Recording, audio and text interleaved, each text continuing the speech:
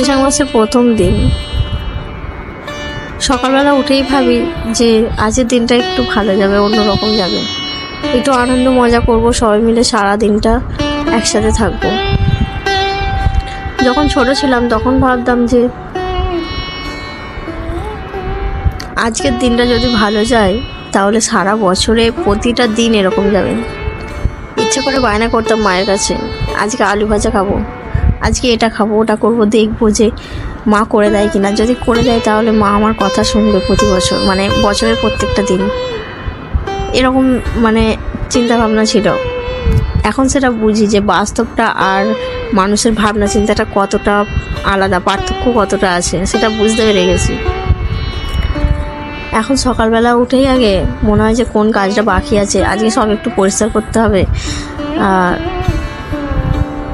সকালবেলা উঠেই তাই আগে ঠাকুর সেবা দিতে চলে এসেছি, চান টান করে নিয়েছি, করে বর্ষসারা তুলতে এসেছি। আমাদের এখানে এটা তোলা হয়, মায়েদের ওখানে ওটা ছিল না। বর্ষসারা তোলে, কিন্তু ওখানে ওটা ছিল না, জানতাম না। এটা শ্বশুরবাড়ি আসার পরেই জানতে পেরেছি। আর বর্ষসারা কীভাবে তুলতে হয়, কীভাবে পুজো করতে হয়, বর্ষসারা কীভাবে যত্ন করতে হয়, সারা মাসটা কীভাবে রাখতে হয়, সেটা আমার শাশুড়ি মার কাছ থেকে শিখেছি। যেহেতু আমার বাপের বাড়ি এটা ছিল না, সেজন্য আমি জানতাম না। তারপরও যখন প্রথম প্রথম করি কিছু কিছু ভুল হতো, এখন মোটামুটি সবটা হাতে এসে গেছে, করতে পারি।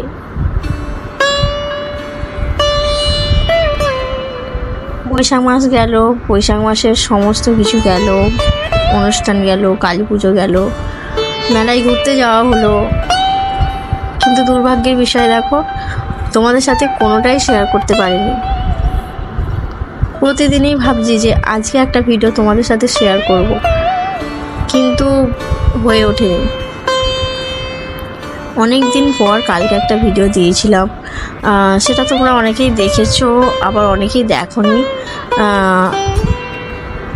পরপর এইভাবে ভিডিও দেওয়ার চেষ্টা করব, যা হোক। মানে এখন যেটা হচ্ছে ভয়েস ওভার দিয়ে একটা ভিডিও, এগুলো আগে তুলে রেখেছিলাম তোমাদের সাথে শেয়ার করবো বলে, কিন্তু ভিডিওটা এডিটিংও হয়নি আর শেয়ারও করা হয়নি। তাই একটু দেরিতে হলেও পয়লা বৈশাখের ভিডিওটা তোমাদের সাথে শেয়ার করে দিচ্ছি।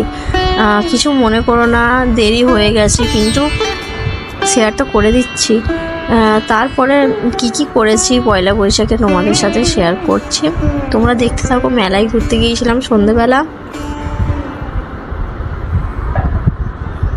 সারাদিন এই ঠাকুর পুজো, ঠাকুর সেবা দেওয়া, ঘরদোর গোছানো, রান্না বান্না করা, ছেলে মেয়েকে সামলানো, এই সমস্ত কাজ করে করে পয়লা বৈশাখ দিনটা পার হয়ে গেছে। পয়লা বৈশাখটা যে খারাপ কেটেছে সেটা বলবো না, মোটামুটি ভালোই কেটেছে, অন্য বছরের তুলনায় খুব ভালো কেটেছে। সবথেকে বড় কথা, আমাকে ঘুরতে নিয়ে যাবে বলেছিল সন্ধ্যাবেলা, সবাইকে নিয়ে ঘুরতে গিয়েছিল ওদের বাবা। এটাই সবথেকে বড় আনন্দের। মাঝে মধ্যে একটু বেরোনো ভালো লাগে, সেটা যদি আবার এদের সবার সাথে হয় তাহলে তো আর খুব মানে আর কোনো কথাই নেই।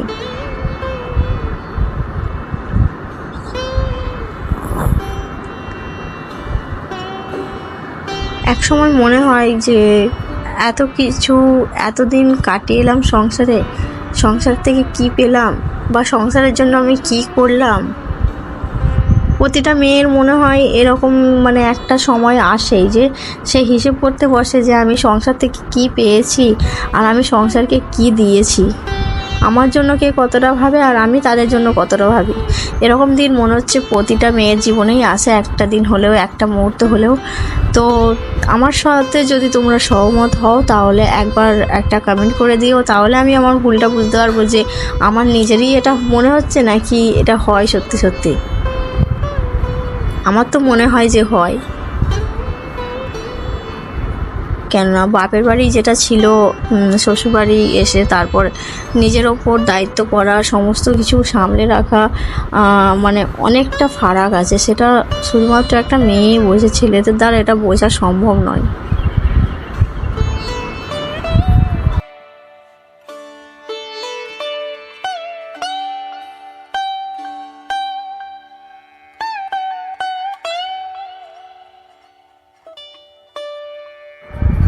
যেহেতু বছরের প্রথম দিন সেজন্য বিকেলবেলা বসেছিলাম আর আলতা পড়ছিলাম। এটা নববর্ষ মানে বাঙালিদের কাছে একটা নিজেদের ঐতিহ্য বলা যায়। আর আলতা মানে বাঙালি মেয়েদের সাজ। আর সেদিনটা আলতা পড়ছিলাম বিকেলবেলা, বসেছিলাম। আর বিকেলবেলা ছাদে যেহেতু ছিলাম সেজন্য বিকেলটা বেশ ভালোই লাগছিল। তার মধ্যে এরা তো দেখতেই পাচ্ছ যে আমাকে মানে কোন কাজে ব্যস্ত করে রেখেছে, কতটা ব্যস্ত আমি, কত সামনে তারপরে একটু আলতা পড়তে পেরেছি। মানে আলতা পড়তে গেলেও মানে যেটা 1 মিনিটের কাজ সেটা আমার 1 ঘন্টা লেগে যাবে।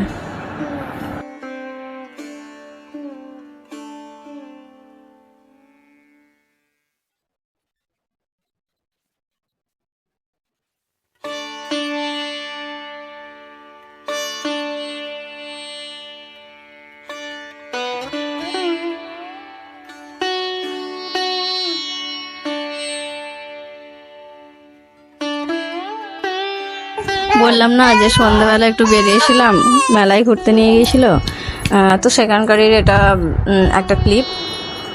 বিকেলবেলা নয় সন্ধ্যাবেলা সবাই আমরা বেরিয়েছিলাম এই বাচ্চা দুটোকে নিয়ে, ওর বাবা আর আমি বাইকে করে গেছি। তো ওখানে চলে এসেছি। আর আসার সময় বাদাম, জিলিপি এগুলো তো মানে মেলায় গেলে কিনতেই হয়। আর এখানটার মাঠটা জাস্ট মানে খুব সুন্দর, ঘাস আছে, সেখানে বসলে এমনিই ভালো লাগবে। মানে এখানে যে আমি ভিডিওটা এডিট করছি, এখানেও আমাকে এত মানে কি বলবো, এত বিরক্ত করছে, জ্বালাতন করছে, আমি ঠিকভাবে করতেই।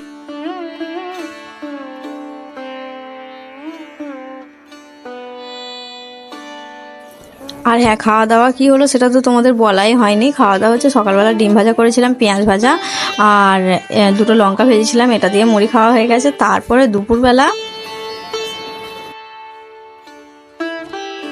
এঁচড়ের তরকারি করেছিলাম, সেই সলিড পিসগুলো দিয়ে, সব মাংসর সলিড পিসগুলো দিয়ে। আর একদিকে হচ্ছিল মাংসের তরকারি, মাংস দিয়ে আলু দিয়ে একটু আটা মতো করেছিলাম, মানে খুব ঝোলও নয় আবার খুব শুকনোও নয়, সেরকম মাংসটা করেছিলাম। আর এঁচড়টা করেছিলাম মাংস দিয়ে, এটাই করেছিলাম। রান্নাবান্না আর কিছু হয়নি। তারপরে এই আমার ছেলের কর্মকীর্তি দেখো, মানে ওর দিকে দেখলে তো দেখতে ইচ্ছে করবে যে ও এখন যে অ্যাক্টিভিটিগুলো করছে না, ওর সাথে যদি সারাদিন একটা মানুষ থাকে, ওর সারাদিন ওর এই রকম দেখতে তার সারাদিনটা কেটে যাবে, করতে ওর বুঝতেও পারবে না। আমি যে জামা কাপড়গুলো ভিজে শুকনো করতে দিচ্ছিলাম, সেইগুলো ও আমার হাতে দিচ্ছিল, আমাকে হেল্প করছিল। এই কাজটাই কজন করতে পারে বলো। খুব শিগগিরই আসবো এই ছোট্ট মানিকটার একটা ভিডিও নিয়ে, যেটাতে দেখাবো যে ও সারাদিন কি করে, কিভাবে আমাকে সাহায্য করে, আর কীভাবে পেরেশান করে রাখে সারাদিনটা। তো সেই ভিডিওটা দেখার জন্য অবশ্যই সাবস্ক্রাইব করে দাও আমার চ্যানেলটা। আর এই ভিডিওটা কেমন লাগলো সেটা অবশ্যই জানিও।